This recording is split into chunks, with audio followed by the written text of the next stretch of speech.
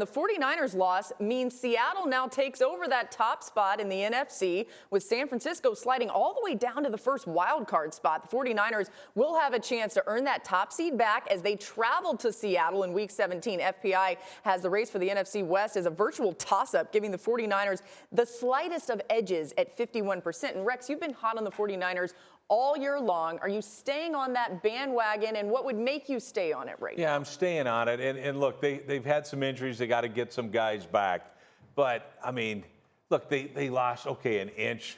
You know, the New Orleans gave up how many? They got beat by 30 points by the Falcons. So that was my Super Bowl pick, by the way. Yeah, that looked really good. But when I look at it, I'm staying on this Niners team. George Kittle's absolute man, and Garoppolo's playing well. They can run the football, and their defense, come on, man, you got to step up a little bit, man, and be that defense I thought you were. It's a remarkable situation because you've got the Seahawks and the Niners, and if New Orleans wins tonight, you'll have 4 11-3 teams in the NFC. Which one you like, McAfee, Seattle or San Francisco? I like Seattle more than I like San Francisco, strictly because of this. And the injuries are obviously not good for the Niners. They've given up 10 touchdowns in the last 2 weeks. That is just unheard of, especially with the way we were talking about that Niners defense earlier. If we would have told you in Week 10, maybe Week 11, before the Saints game where they gave up 46 points, that Matt Ryan and the Falcons offense would be on their own 30 with one timeout, down 5 against this Niners defense to win the game in Santa Clara, you would have said there's no chance of that happening. But now, the last couple of weeks, yes, injuries have happened. This defense has not been the defense it was early, which they're going to need. I'm not saying it won't come back, because with good players, which is what they have, that can happen. But after a couple emotional games, they led up here to the Falcons. It's not a good time to have an emotional slide or not be at your best, which it seems like they are not at right now. And that's why we can't overreact. I mean, this is a third. They've got 3 losses by 13 points, all of them on the last play of the game. And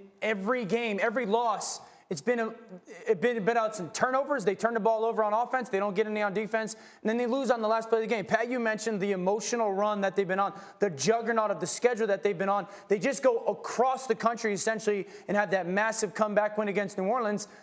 Credit Atlanta, they played well. And the injuries, I mean, you talked about the defense. 3 of their top 5 guys in the secondary were out yesterday. That matters for a top defense. Really? And Dan says they've lost 3 games by a total of 13 points. It could easily have been 7. They gave up a touchdown on the last kickoff play of the game yesterday, the worst bad beat of all time.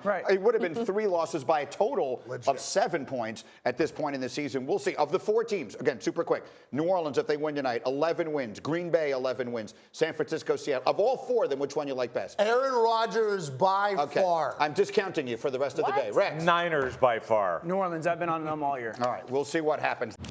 Thank you for watching ESPN on YouTube. For more sports, more analysis, download the ESPN app.